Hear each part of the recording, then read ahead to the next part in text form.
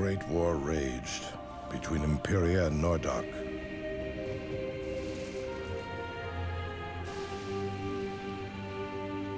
The Imperial Emperor sought to conquer Nordok once and for all, but the barbarian king resisted. His was the only land to withstand the power of Imperia. Sensing the impending danger, the Affinity Gods strove to stop the senseless brutality with storms of wind, rain, and fire. But man's destiny would not be denied.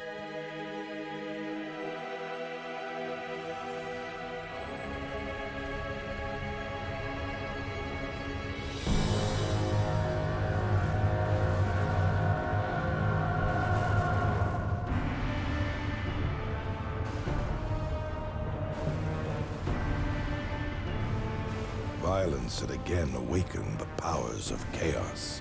The Dark God was reborn. His unmatched fury laid waste to both armies. All seemed lost. Drawn by the eternal conflict, the legendary warriors of light, the Valkyrie, joined in the battle. But even they were no match for the Dark God. In a final desperate act, the Affinity Gods lent their strength to the Queen of the Valkyrie.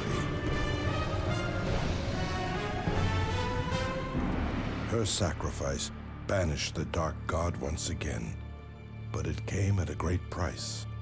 The Valkyrie were all but destroyed. The few survivors of that terrible day vowed never to let darkness rise again.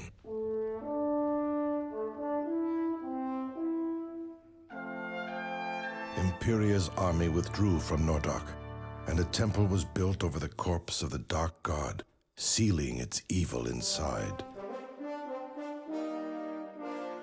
Soon, Nordok and Imperia forged an uneasy peace, which brought about a return to an old way of life, the gladiator games. Arenas were constructed in all the lands, where battles were fought to entertain, not to conquer. In time, humankind's memories of the past darkness grew dim.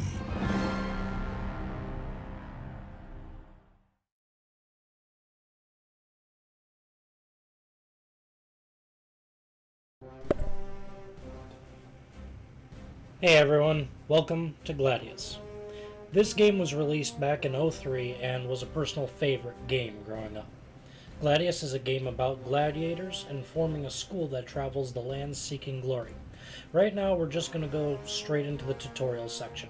I'll talk more about the background of the game in a bit. For now, we'll just start things up and go from there. Now, as we start a new game, there are two choices of destinies, Ursula and Valens. There's not really much of a difference to core gameplay. All that changes is the starting story and the end game. For this playthrough, we're going to go with Ursula. Having played this game before, I feel her story is a little bit richer than Valens, though his is pretty much just the same. So, we're going to get started here.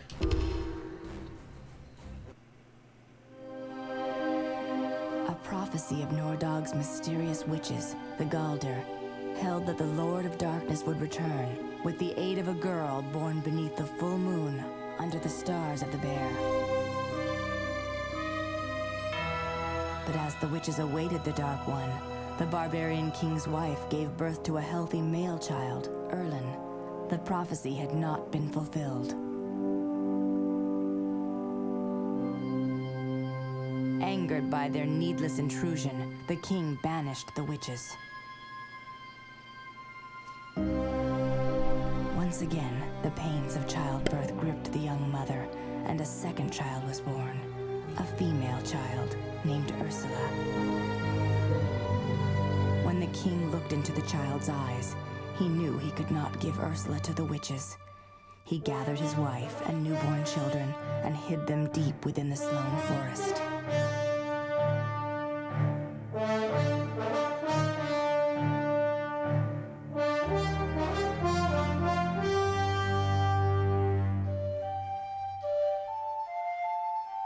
The children grew up in seclusion. The outside world knew Ursula only as Erlen's younger sister, not his twin. The witches need never know what they lost.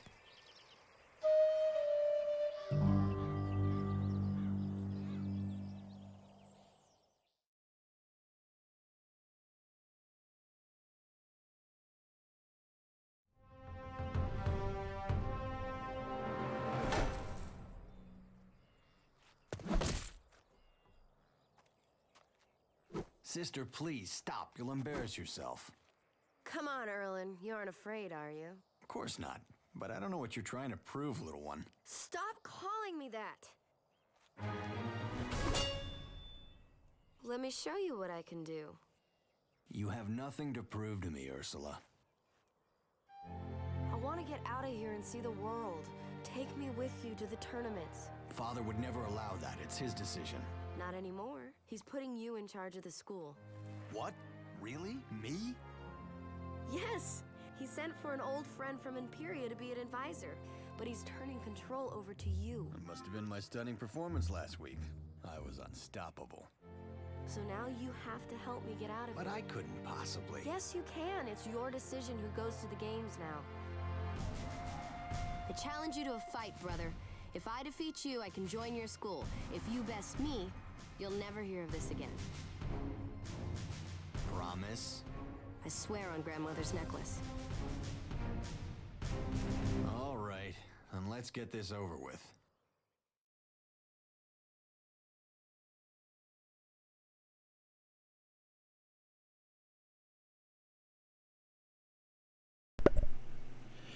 So up front, a lot of the combat in this game is tactical, turn-based. You're going to see a lot of grid I'm work. not going to hold back, Ursula. I've been practicing. You won't need to. For Nordog! This tutorial section is admittedly a bit wordy, and there are going to be quite a few cutscene cinematic things going on, which frankly helps add to the story, gives depth to the characters that would otherwise seem a little flat.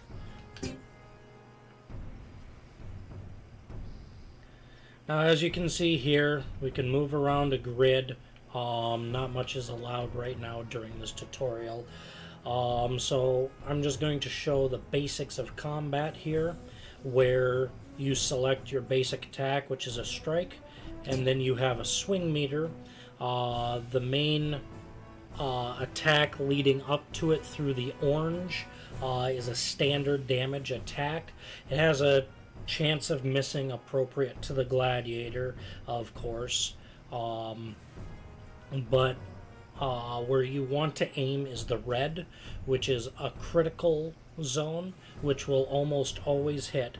However, immediately after that is a blue zone, which deals much reduced damage or is a complete miss most of the time.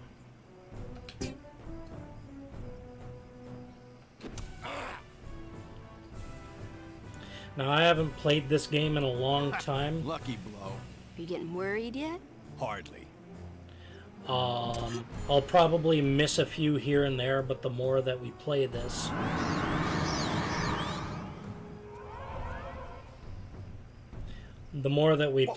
I'll be able to It appears that even the get gods better are and against better. you today. I'm done playing with you. Now we're getting somewhere. For Nordog!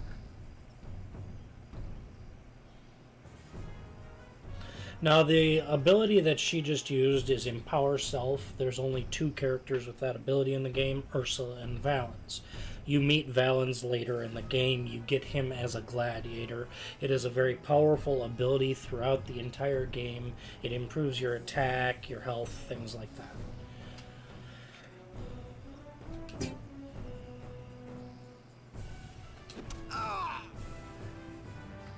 And you can see there that I did significantly more damage than my standard attack. Now what do you have to say? It does seem like the gods were with you today. I can't argue with that. You won. So I've earned a spot on your team now.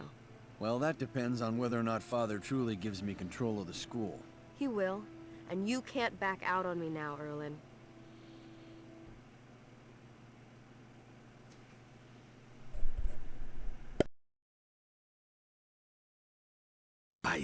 got Zoran, did you see that? Yes, Eustace, my old friend. It's getting harder for her to contain her secret gifts. Do the witches still search for her? Aye. The Galdar still seek the one who will fulfill their prophecy and bring about darkness. I will not give my daughter to the witches. That is not Ursula's destiny. But you cannot keep her sheltered forever. She will never be safe outside of these castle walls. If the witches found her... Your daughter must learn to protect herself. No, her family will protect her. I will protect her. But you will not always be around, my gray-bearded friend. I can train her to defend herself. She alone can truly protect her secret. This is a dangerous land. She is not ready to face it. She can safely build her confidence in the Nordag Games. Fighting alongside Erlen will strengthen their bond. Someday Erlen will be king, and he will need Ursula at his side. I have pondered this many times over the years, and I have never convinced myself to let Ursula leave. But what you say rings true. She does need to learn on her own. I do not like it. But I know of no other way to protect her after I am gone. Old friend, you must train my daughter. Within her is the power of a painful past. I only hope she is strong enough to survive it.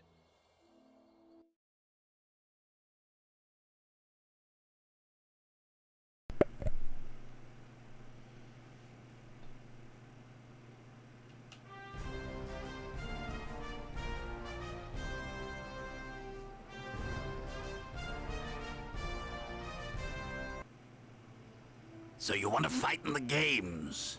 Do you have what it takes? I am Eustace, and your father has asked me to train you. Follow these simple rules. They will help you master the art of the battle.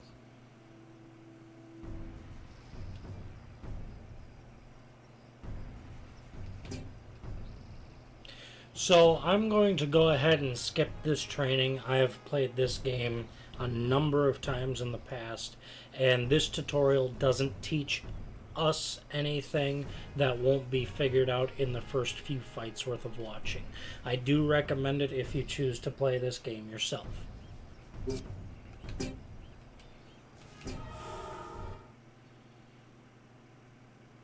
Well, that is enough of the basics. It is time to test your mettle. Finally, I grow weary of this sparring match. I think you've just had enough of losing to your little sister. Bah! Starting out, there are quite a few of these little cutscenes.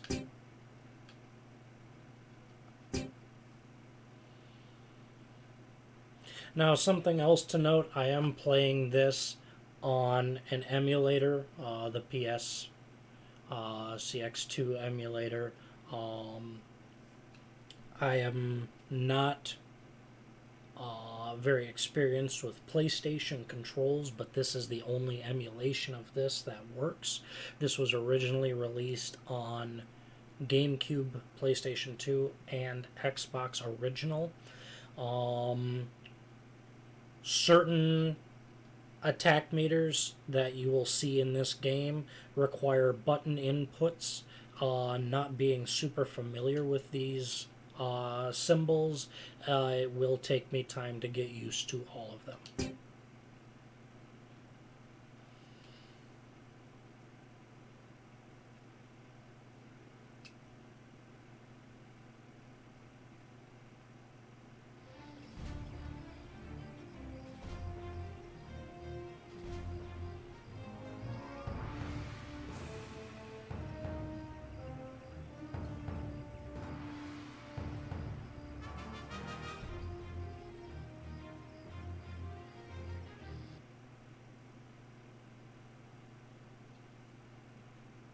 Aren't you excited, Erlen? Finally, we're out on our own, away from Father's watchful eye. It's like when we were kids going on make-believe adventures in the Sloan Forest. I wish it could be like that again.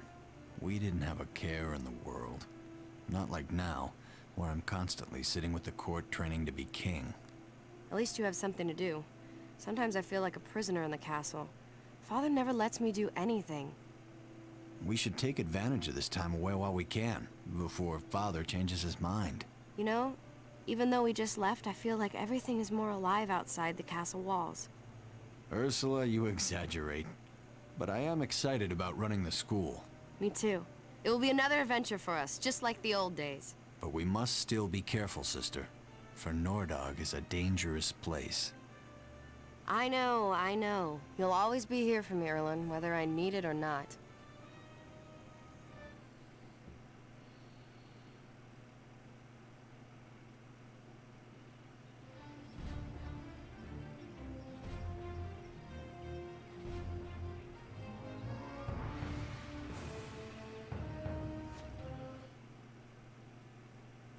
This is where you will register for League battles.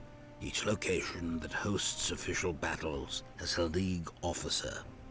His job is to manage the interactions between schools and leagues. Jell. Welcome, Erlen and Ursula. Allow me to walk you through the registration process. And I'm just going to read this off. From this office, all competition in Fluich is controlled. Your goal is the besting of our local tournament. If you are successful, your school will be given an official certificate of completion. Why do we need a certificate? Because, Ursula, to be a champion school, you must show you have mastered tournaments from many locations. The certificates are needed before you may enter the high tournaments in Kaltha. Kaltha, bah! I don't see why we need to follow Imperia rules. Nordog has the strongest warriors, after all. Yes, of course, brother. That's why we should beat them at their own game. Let's start by winning the Fluich tournament. Well, the children of Warren will draw quite a crowd, but we have never seen you fight in the games. All schools must first prove they are competent. The crowds pay good money to view these battles. It would be bad for business if we put on a poor show. Well, I certainly don't want special treatment. What do we do now? Talk, talk, talk. When do we get to battle, Jal?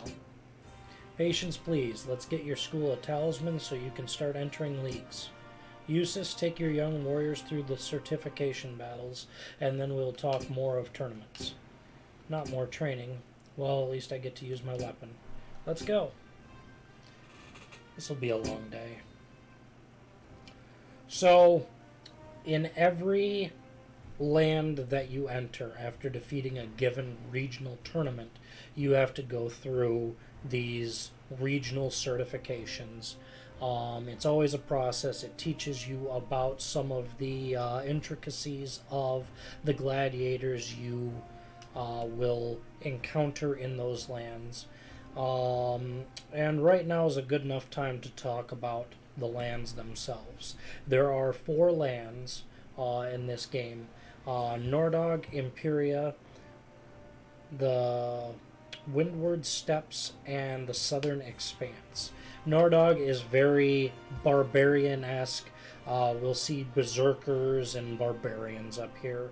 Imperia is basically a Greco-Roman ripoff. We'll see a lot of centurions and hoplites, things like that down there. The Windward Steppes is Mongolian and Chinese influenced. We're going to see a lot of archers.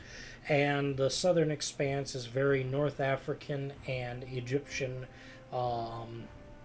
influenced. We're going to see dervishes and summoners and more unique enemies down there. For the current future, though, we're going to be in Nordog fighting against some of the easier battles in the game.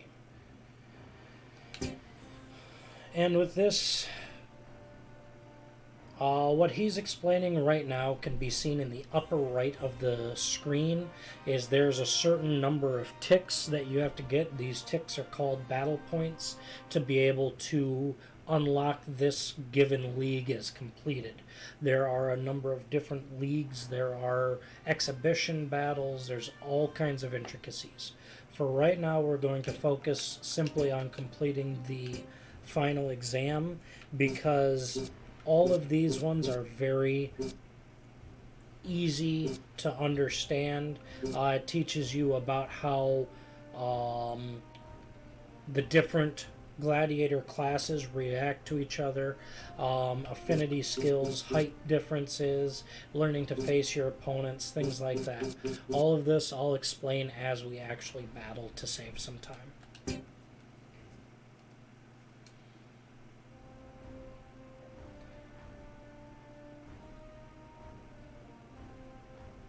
I'll just read this off. This is the formation screen. Here you will choose warriors from your school's roster, which is in the bottom left, all of the blank spots that you see currently, which meet the current battle requirements. Many battles have strict requirements. If you have no choice, a warrior may be placed in the staging area, which is the above section, for you. For example, this training battle requires both of us participate. After we have earned the talisman, we will discuss the finer points of unit selection. For right now, I'm not going to select done. Here you can see your character stats, their experience, their level. All of that is pretty self-explanatory, as well as in the bottom right, their affinity. Erlen currently has a 6 rated affinity, which is very low, but it's as high as we're going to get for the time being. And Ursula does not have an affinity. The affinity ties into elemental damage. There is air, earth, fire, and water. If a character with, say, air affinity goes up against another character with air affinity defense, which is the second slot down below the currently listed one, their air affinity attacks will not be able to do much, if any, damage. There isn't really a critical success rating for affinity, like in many systems, such as air and earth being opposites. That isn't really a big thing in this game. It's more or less, as long as your affinities don't match for defense, you're going to be able to do affinity damage to them. If it does match, if yours is higher, there will be reduced damage. If it's about even, there might be no damage. Affinity charges up with attacks.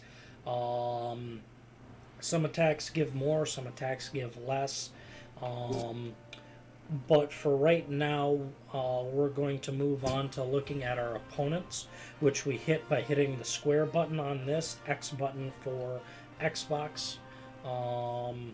You can view your opponents and their affinities and their health and everything as well. We have a Sam Knight, a Barbarian, and a Bandit. These are always going to be the characters we go against in this battle, because this is one of those pre-scheduled battles. For right now, we're going to go ahead and start up, and we're going to get right into the battle.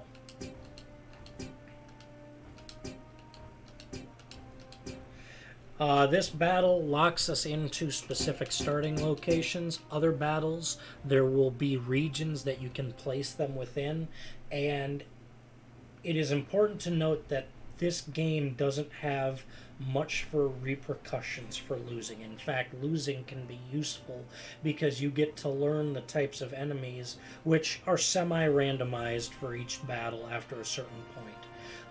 You get to learn the types of enemies you'll be facing. You get to learn the terrain, whether there's, like you'll see in this battle, crates on the ground and where those crates are located and all of that kind of stuff. So it can be beneficial to lose so that you understand the fight more.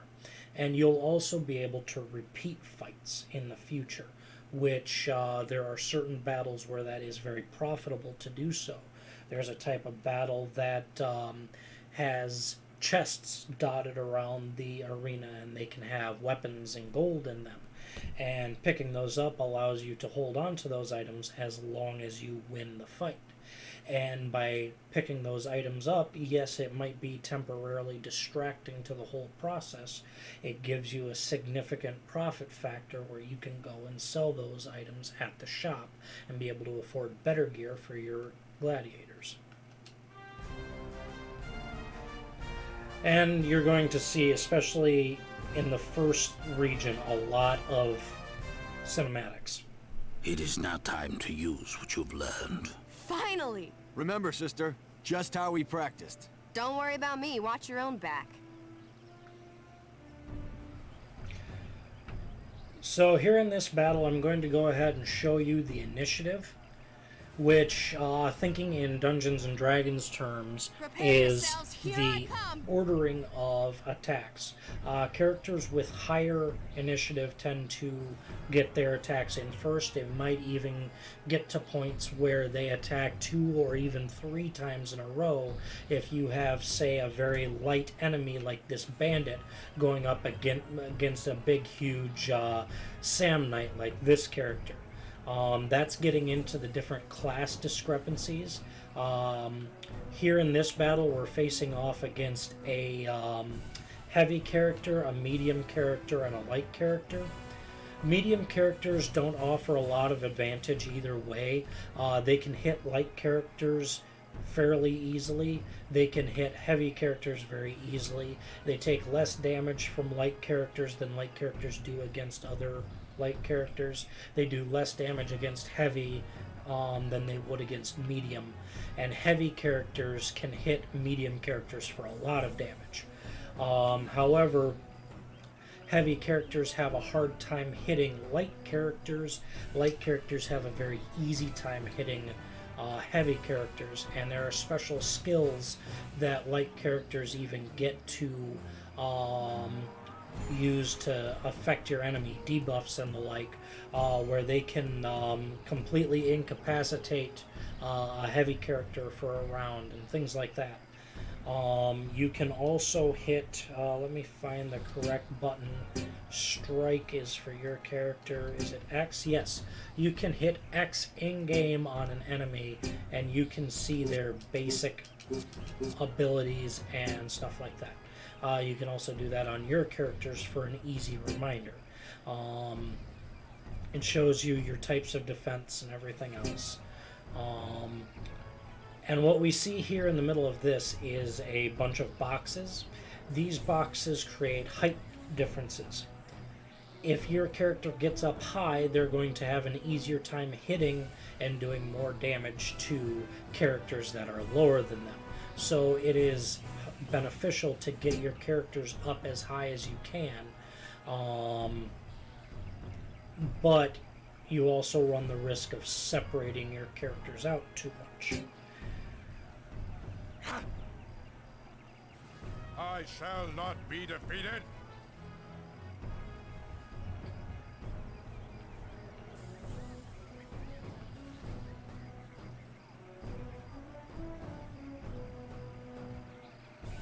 Now, the first thing you always want to do with, once you get Ursula in place especially, is use Empower Self so that she's just straight up dealing more damage.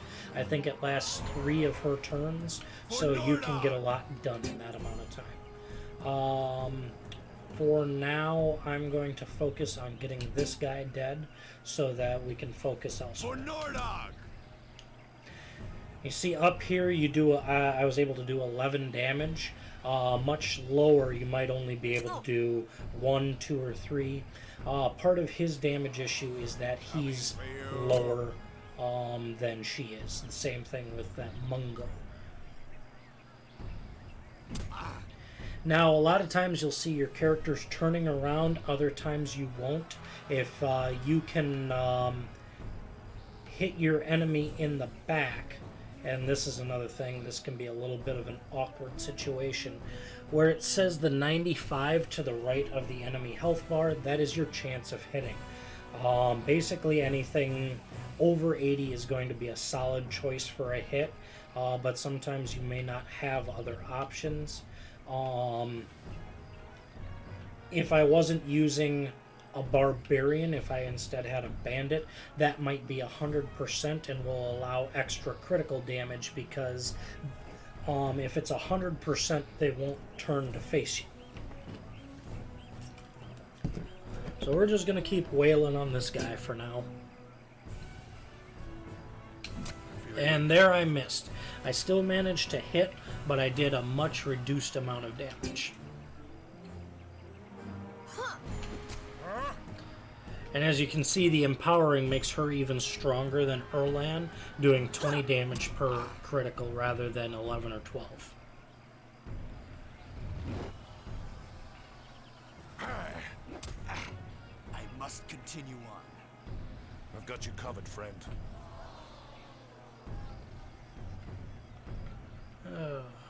I'm gonna go ahead and attack the Sand Knight. For Nordog! And you see there I landed in the orange, so I still didn't do as much damage as a critical, but I still managed to do a reasonable amount.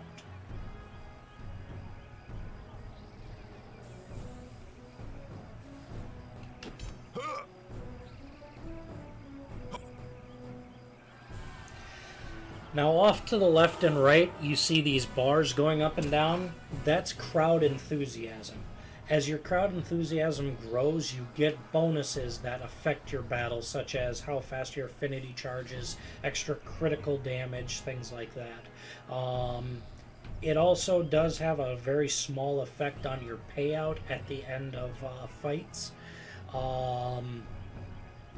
It can, you know, be a 5 or 10% difference in the amount of money you get. But it's very hard to track that unless you have certain For Nordog! certain characters can actually directly affect that status, I've got you covered. especially of the other team. It can embarrass them and make them look silly.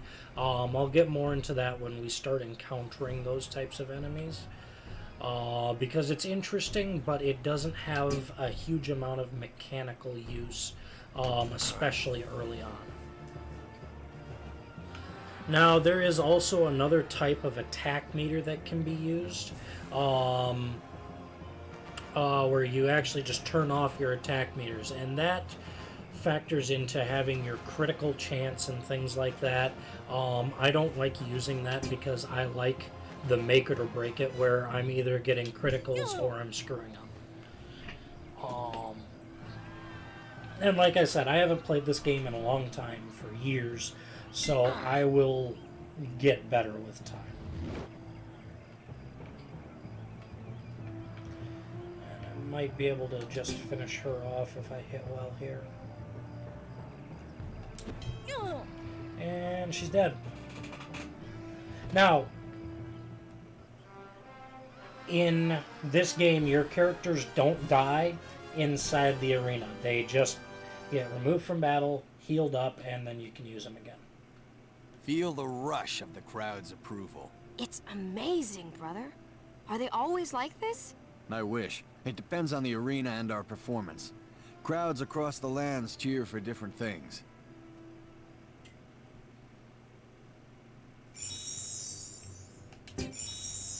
You see a list here, you get your Nordog Talisman. This is your experience that you get. And this here is the overall game awards, where each of these items builds towards the regional tournament, which is currently highlighted in yellow. And each of those eventually allows you to access Caltha, which is where the high games are. That is not quite the end of the game, but that's near end game. So we're just going to go ahead and exit this for now. As you can see here, more leagues have shown up. You see tiers, popularity, and badges. You have to have one of those things. Currently, at our level, we are bronze tier. Second level is silver tier, and third and fourth levels are both gold tier for requirements. Popularity can be seen in the bottom right next to the blue hexagon. That builds up the more fights you fight in, and the better you perform. You can also see here the Circle of Elites League has badges that are required. Those badges you have to go earn elsewhere first. You can hit triangle to examine a given league and the league payouts, and you get that doubled for whenever you complete a league 100%. Like here it says you have 4 ticks, but you have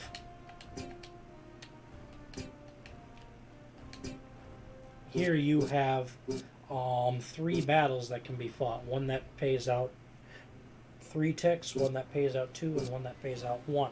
If you complete all battles, you'll have more ticks than you need to earn that league's cups, which can be seen in the upper right. But you get more money, you get more experience, and you get a double payout of finishing the league and completing all of the battles.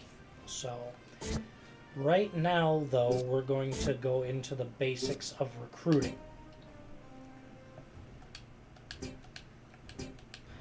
He's basically explaining the 2 types of recruitment.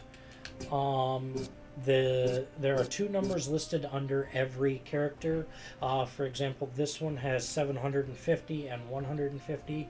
If I spend the 150, I get him for 1 battle, which can be useful if you have several other good gladiators and just need to fill out your roster quick because you don't have enough people.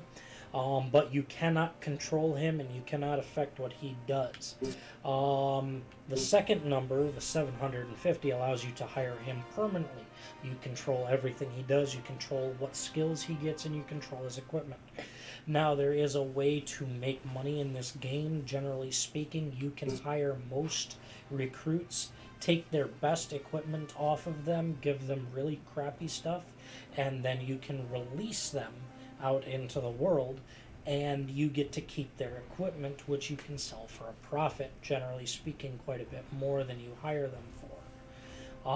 At this level, we're not going to worry about that, and we're going to hire 1 character right now. We're going to hire this Genie. Genie is a Gunganier. I'm probably butchering the pronunciation of that. I'm well aware. She is a javelin thrower. Her abilities are all ranged, except for once she gets higher in level, she can transform into a different creature, a bear, a wolf, things like that. Doing that, very druidic in styling, it allows her to actually heal her health a little bit because she retains some of that increased health from being in a different form. But it takes 2 turns to do that, so it's kind of hard to make that worthwhile. We also have a couple of bandits on the list and a couple of barbarians. We don't really need those right now, though later on I will likely be getting a bandit because they have special equipment and it helps bring variety to the roster so that you can take them against heavier opponents and things like that. But for right now, I like having my ranged support. I'm going to be picking her up permanently, and she's probably going to stay with us the entire rest of the game.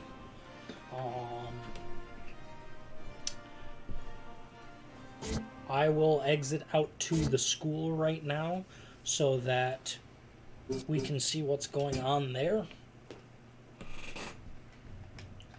I'm going to skip past his stuff right now, and we're going to go ahead and give a look at Genie. We can see her equipment, which is a light spear, a little shield called a parma, lamb's hide armor, and a fur band. There are also accessories that have very important abilities that you can get, and it's specific to every type of gladiator, what they can use. Like, we can look in on Ursula, and we can see that she has a different accessory from Genie. Another thing that we can also do is we can look at their skills. Skills will be expanded upon later, but you every time you level up, you get job points, and you can save those job points to get much higher skills, and they're a lot more effective in battle. Final thing we're going to look at is customization. We can change skin colors of all of our characters.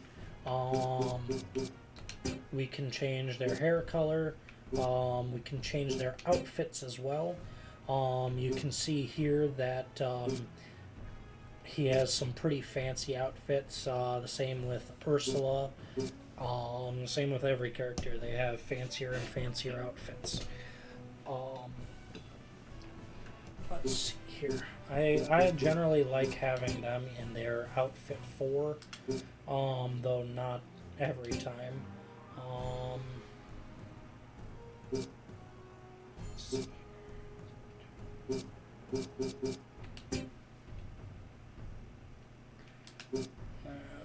Jeannie, we're going to put in her 4th.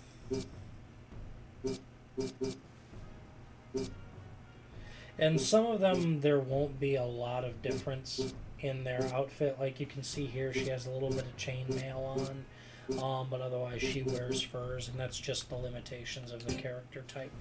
Most of your gladiators will have very similar models to each other, and therefore very similar equipment, but you will see regional differences. Like Imperia and the Windward Steppes have Secutors and Samnites. The Windward Steppes are very Asian themed. You'll see a lot of there's a definitive look to it that's Oriental in nature, like I said earlier, Mongolian or Chinese in style. Whereas the Imperials have very Greco-Roman aesthetics. So for right now, we're going to go ahead and just exit back out. And I think we are going to leave it right there for now. Thank you guys so much for watching. It's been great having you. I hope you like this series coming up. And I can warn you, it's going to be a long one, because I'm going to be doing every league, every event in the game, and there's going to be some really interesting stuff. We're going to get to go up against giant insects and minotaurs and all kinds of great stuff. We're going to see some really interesting arena locations, such as one in the middle of an Egyptian court. We'll be able to see one that's in the heart of a volcano. We're going to see one on a frozen lake with yetis, all kinds of great stuff. So thank you guys so much for watching. This has been Betamax Gaming with Derek. Have a nice night.